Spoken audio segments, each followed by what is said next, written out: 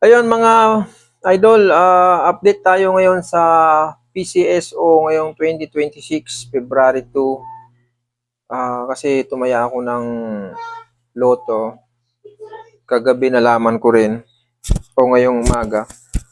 Bali, tumama ako ng force number.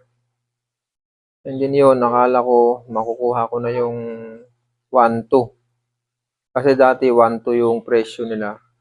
Ay ngayon nagbago na kasi 25 ng isang ticket. Pag nanalo ka ngayon ng apat na numero, mga boss, ay mapapanalunan mo yung 1.3 million pero paghahatian mo.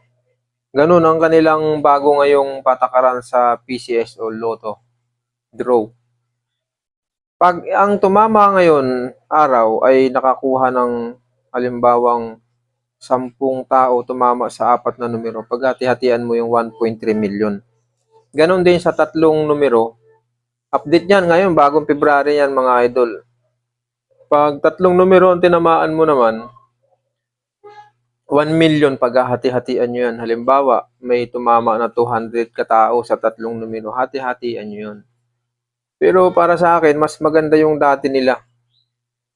Yung pag tumama ka ng apat, makuha mo yung 1-2. Ngayon hindi guys. Kasi tumama ako ng 4 numbers sa 649. Ang nakuha ko lang ay 326 pesos. Kasi nga,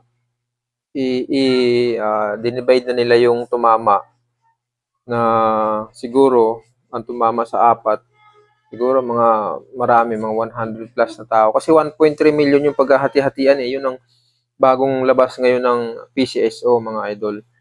Kaya sa 5 numbers, pag tumama ka ng 5 numbers, hindi mo na rin makukuha yung dating 100,000 sa 655 at saka 649. Ngayon, makukuha mo na lang, paghahati-hatian nyo na nga yung 1.3 million na presyo na minimum ng PCSO mga idol.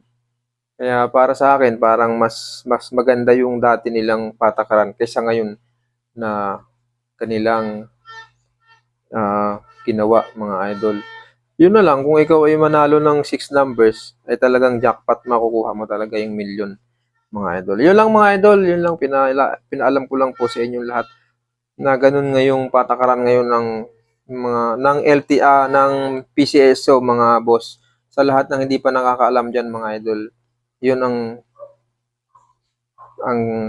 yun ang kanilang pinatutupad ang PCSO Lotto. Maraming salamat mga idol.